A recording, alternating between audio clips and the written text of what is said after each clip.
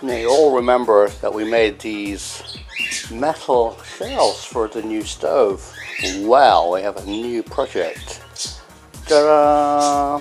So this is the washing up area, and down here there's this space, and we really don't have much room to put dirty dishes on here. So what I'm thinking is to build a triangular section in here with legs with multiple shelves that we can put the dishes on. So let's go to the workshop and get building. Well, welcome back to the workshop. Looking a bit blue, that's better. Bad white balance. So what we're going to use today are these steel rods, steel tubes.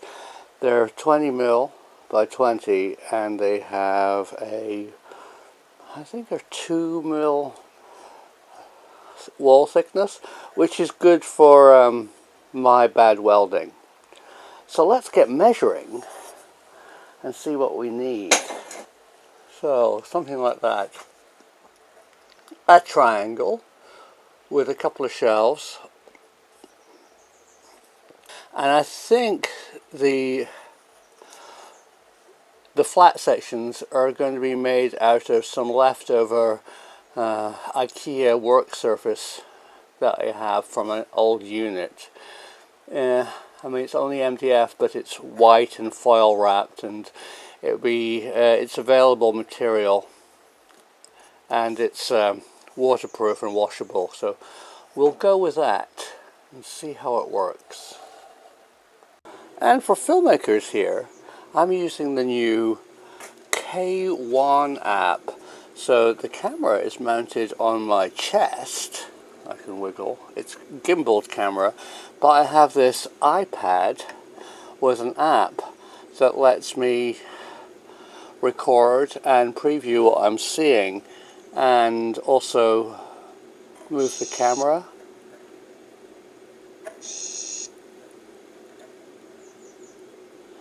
And do various other things. I'm going to give it a go today and see how it works. And you can tell me if it's any good, and I'll talk about it in the description. Anyway, let's go and measure the triangles that we need for this project. So I'm going to press stop record. I thought, as a preview for how the camera works and the gimbal, this is me walking at normal walking speed. And I've got the app, so I know what we're filming, through our print studio. Let's try going upstairs. This is the cinema room, and there's the Solex. This is mounting the stairs. Wow, it's Steadicam.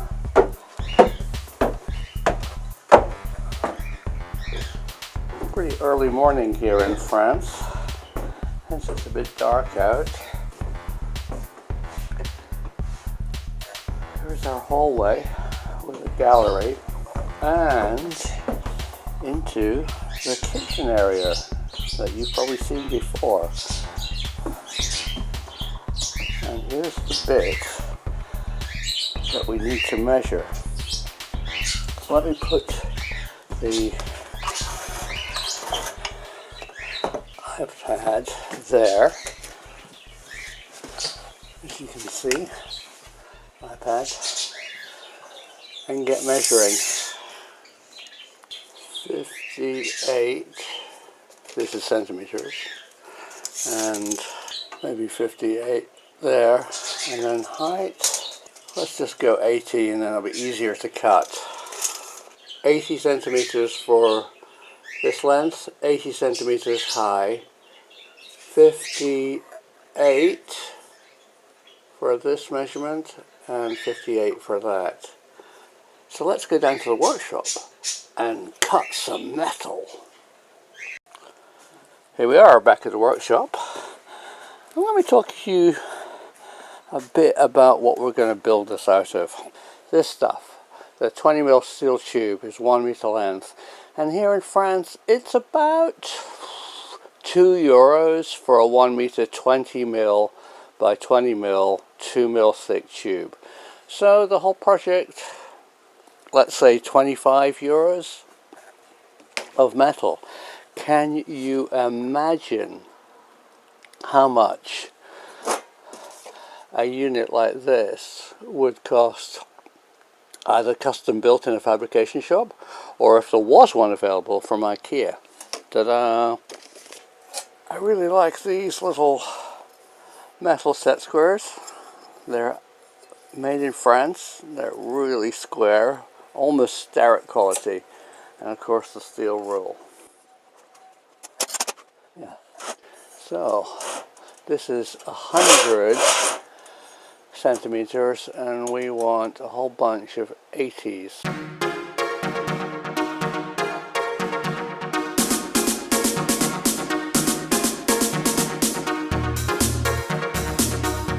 So the idea is go down here,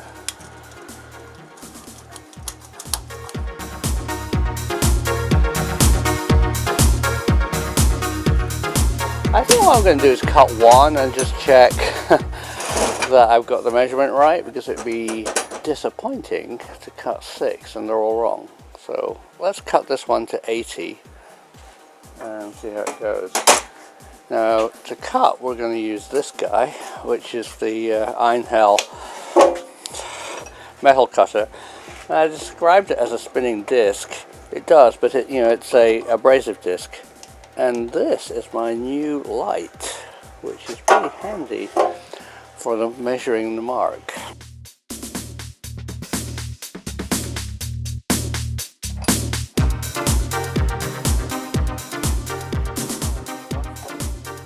And what we're looking for is the inside edge of the cutting blade on the outside of my mark. That's a bit much.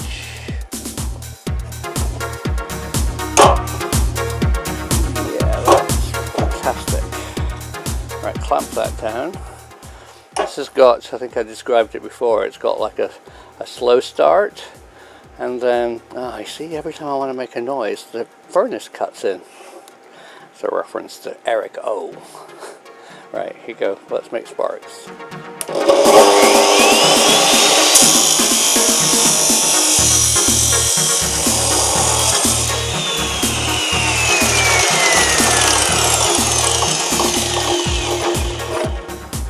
80.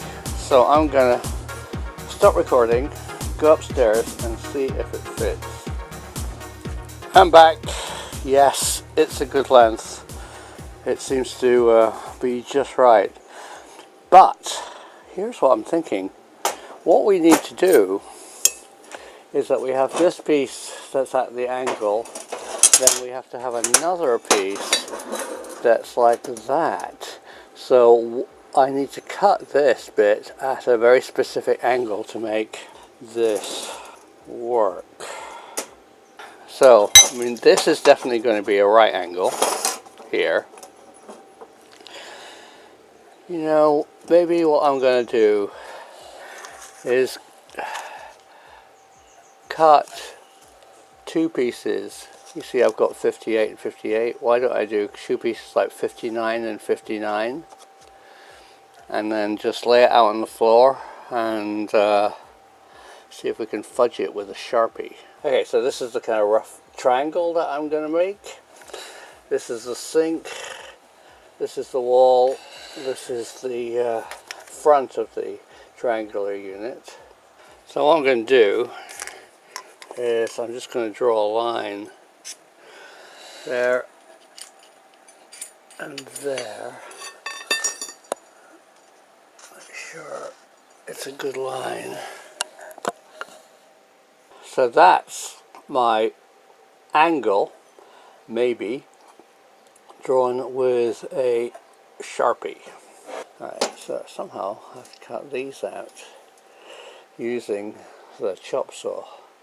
Let's give it a go. I'm going to switch off and do it in my own time.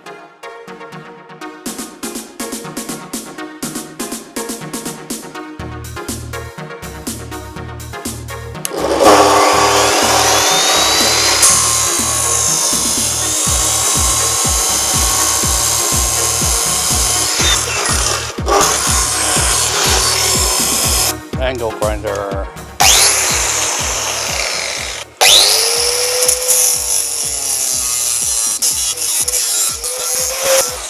Well, that's my angle. If you can see it, it's probably worth grinding it.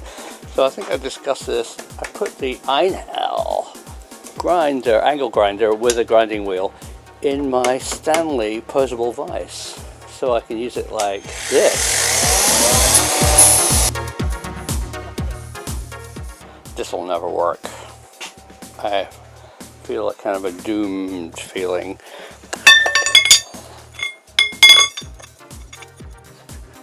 Yeah, let's just check this. The idea is to go like so.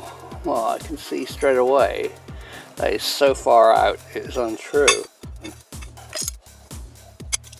Now that we know has to be square, and I've got that square in there.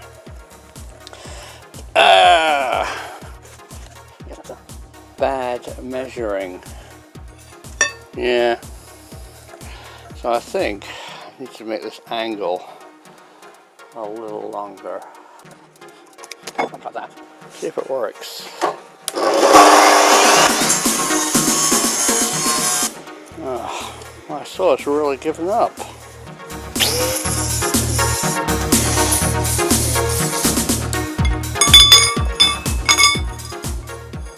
So all I know is this has to be a right angle, and the only way to make that work is to fudge it. I mean, it's not bad, but I really think that this needs to be more acute.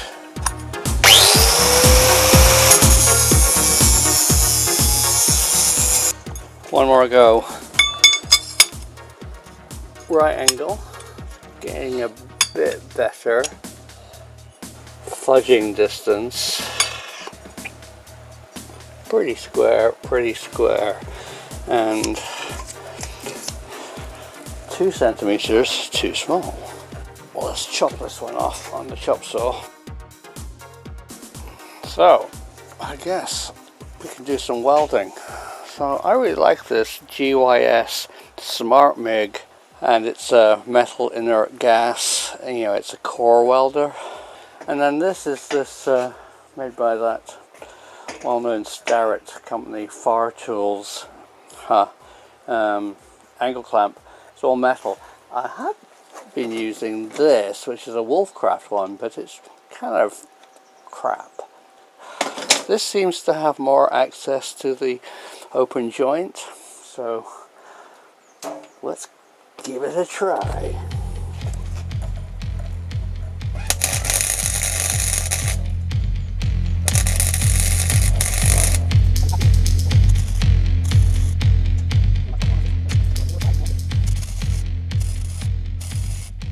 My welding really hasn't got any better, but I'm a bit more confident with it. Oh, and I got this MIG tool holder. Oh, whoa. Triangle City. Cleanish. Bit of a big gap. Let's try this one then. Well, it won't work if it's not grounded.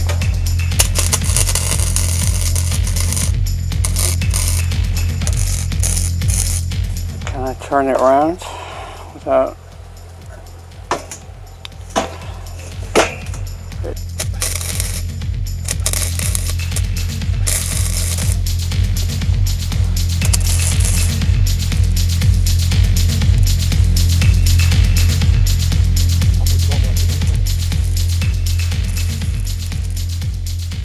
That's a lot of blobbies.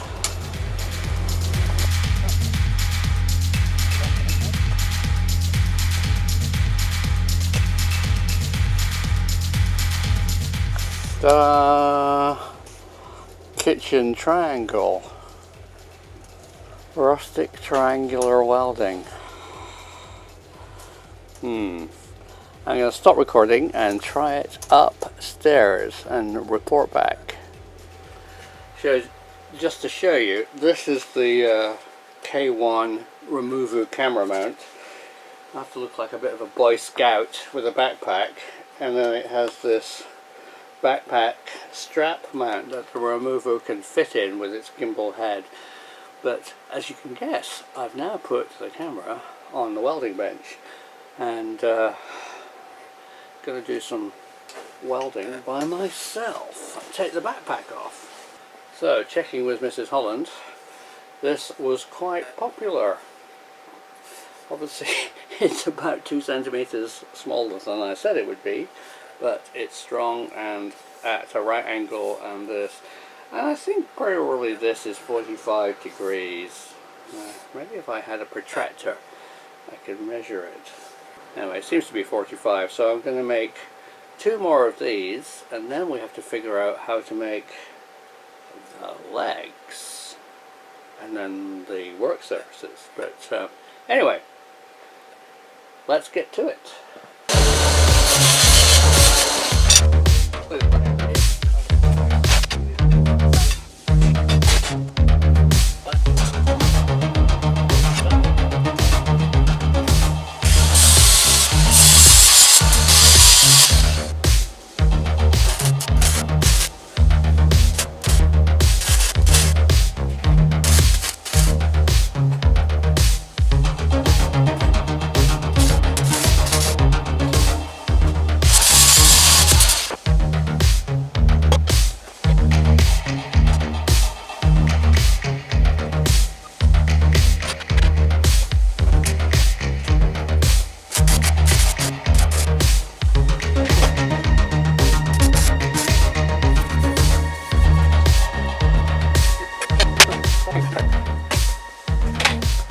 So the project's going pretty well. Let's show you around. This is the table so far. Got the triangle and these shelves. It's using a lot of metal. So what I'm thinking is I'll keep these as the front, and then at the back I'll just do little clips to hold the shelves up, or else, you know, metal there, metal there. I'll use all my metal up. Now we all know about these as magnets for welding, but I have an issue with them. This one, Silverline one, quite big, quite chunky, is so strong.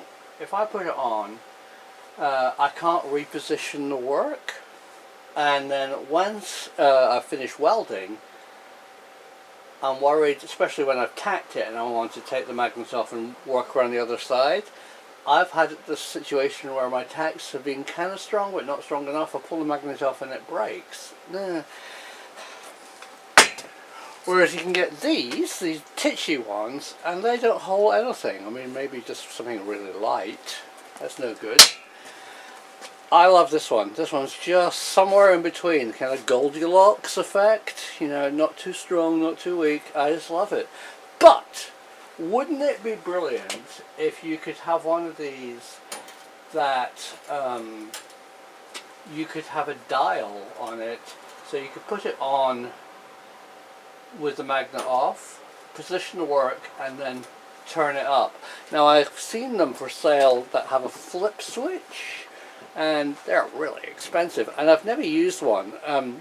When you flip the switch, does it suddenly go bonk, or does it come on gently? I don't know.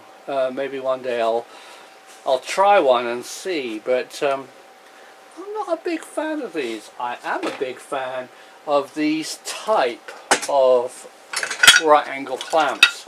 This one, which is actually cheaper than these Wolfcraft ones, this was kind of Far Tools, I think it's made by Far Tools.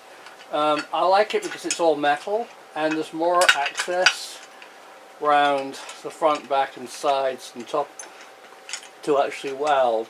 So yeah, this is about under 15 bucks, 15 euros, whereas these are about 35, and as I've said before, with this quick release mechanism, you know, they stop holding.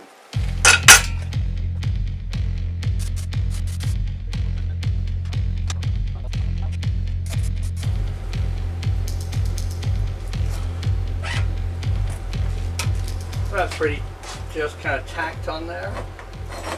Might be good enough for the final thing, I don't know.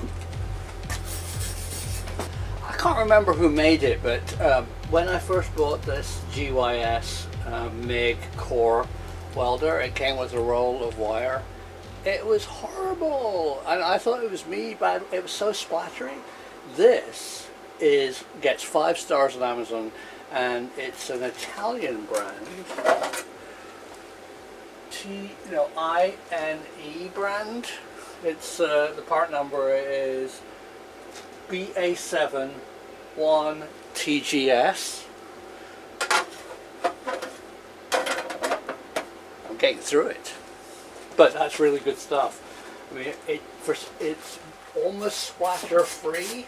You know, nothing splatter free in the core welding world, but it's, you know, it's pretty good actually.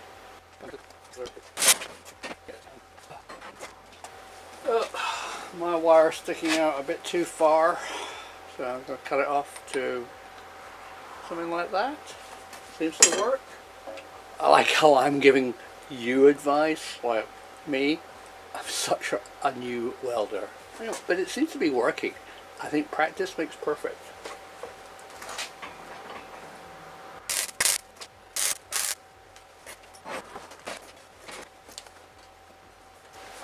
What I'm going to say might sound a bit silly to you guys, but my hobby is being a private pilot, and I think one of the skills of piloting is check and don't take risks and be ahead of the machine. Don't wildly go into something 1 foot after another. You'll end up falling on your backside. So I think it's a good discipline to be a private pilot and to learn welding, because I'm continually going and checking, is it off before I start cutting the wire off? You know, is it switched off before I kind of move this around and arc weld you guys on the camera? Seems to complement the skill of welding. Flying. Anyway, flying is fun. Well, that pretty well completes the welder off.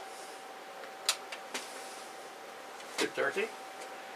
That pretty well completes the build of the initial triangle.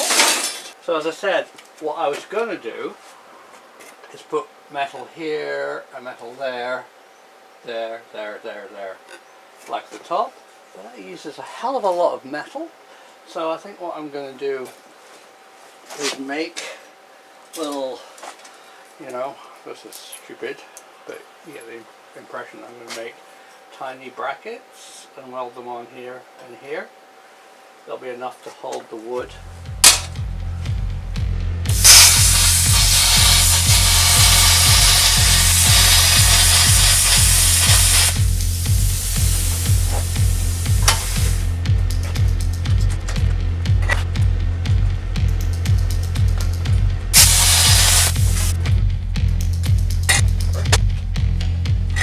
So these totally random size pieces are going to be my L brackets. That one's a bit small actually. I should be able to do 1, 2, 3. How many do I need? That completes the welding. I made little tabs at the back, save on metal, and this is the front.